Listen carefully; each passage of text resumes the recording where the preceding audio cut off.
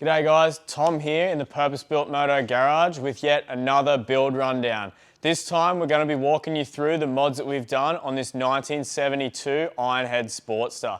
We've never really messed with anything like this before, so needless to say it was a lot of fun, but it wasn't without its challenges. This thing came to us from a local filmmaker, Tyson, as an absolute wreck. We had to do a lot of work to get this thing back on the road, so let's dive in and I'll show you what we did.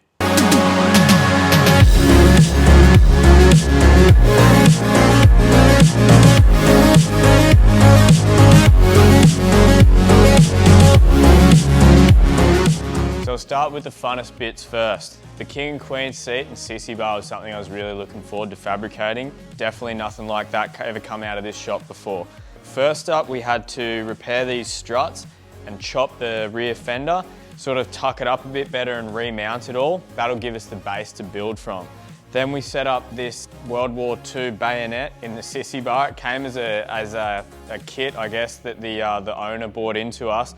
What we ended up having to do though was sort of weld this up and get it in place and then re-chrome it because we wanted to look a bit nicer than just the raw old steel that came with it. With that, we had to strip the handle out from it as well. So the old timber came out. I ended up getting a bit of nice Tasmanian burl that I hand shaped and sort of laid in there, glued it all back in and then made up a few little brass pins to hold it in place and then waxed that up so it looks really nice and tidy. The timber grain has a really good depth to it as well. On the back here still, the king and queen seat, I wanted to work on something that was a little bit different in terms of the brake lights. So what we've done is put the brake lights in the seat pan. So when Jameson was upholstering this, we'd fabricated the aluminium seat pan underneath, laid the foam on it, and then cut these two LED lights in. These are made from our 3-in-1 hollow tip indicators. Because this thing is pre-74, we don't run indicators on it, so we could just get away with brake lights and that was it. When it came to the upholstery, we worked with Jameson at Timeless Auto Trim to figure out a nice design and ended up getting a set of polished buttons for it and tarnishing them a bit, just so it matched in with a lot of the other metal finishes on the bike. In terms of the engine and gearbox on this thing, I sent it down to Dan from Dan's workshop. Dan's a really good mechanic here locally on the Gold Coast and knows his old Harleys inside and out. So I fully went through this thing, checked it all over, put a new clutch in it. There was a bit of a drama. The old exhaust used to foul on the Kickstarter spring and the previous owner had chopped the spring and it was sort of messing up with the mesh gears on the other side to get the Kickstarter in and had stripped all that out. So there's a few bits and pieces that need to be replaced there. And then we swapped the old carburetor out for an S&S Super E as well. All these little things we wanted to make sure we did for Tyson so he had a nice reliable bike. This is his first vintage Harley, so we just sort of wanted to strip away some of those pain points that can often let you down on these old things. So when we got the Sporty, it had the same tank as what's on it now. It's just in a really bad state of repair. Along the bottom here, it was all rusted out and it had been epoxied up. So we took a good look at it. It wasn't really worth the time to try and fix it, so we just got another one. Cam from Hypnic Jerk Customs sorted me out. He had one of these sitting around. We welded a new filler cap in it. I put the petcock thread there, so once you get it mounted on the frame and it's popped up, with that angle, you still get your full tank of fuel. Once the fab work was done on the tank and fender, we sent it down to Mitch Bailey, who did an awesome job of doing a brand spanking new paint job that looks like it's about 50 years old. So really happy with the way that turned out as well. So the wheels on this thing have been rebuilt before it was brought to us. The hubs are stripped out and Cerakoted, refurbished with new bearings, and then laced up with a set of alloy rims as well.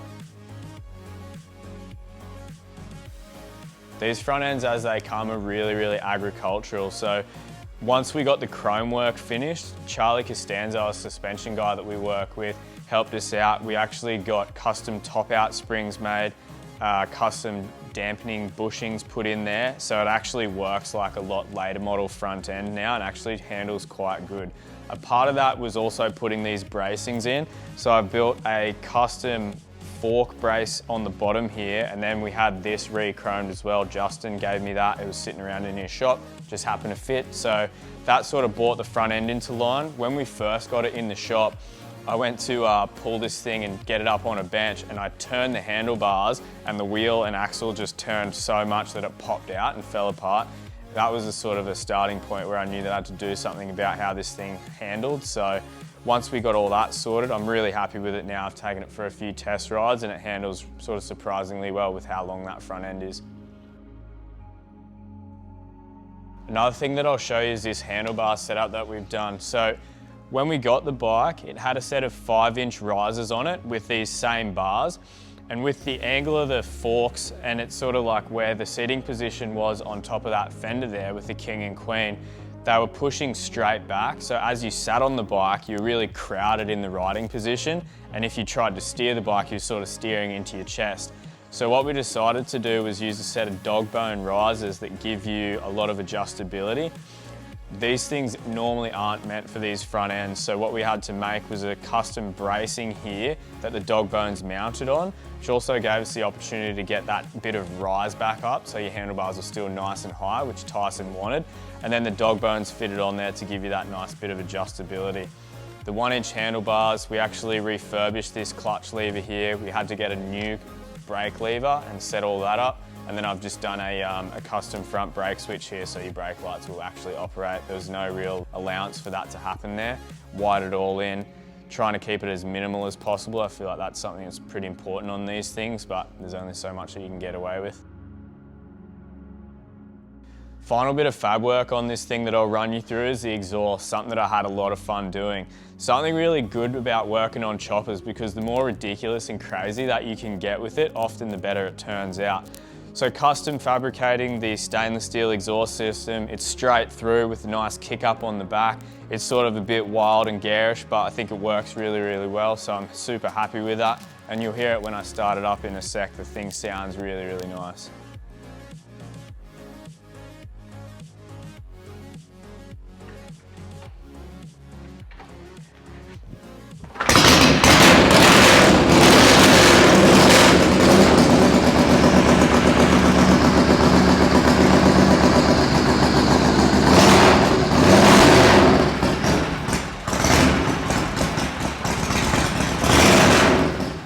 Generally, this is the part where your favourite YouTuber is going to ask you to subscribe to their Patreon.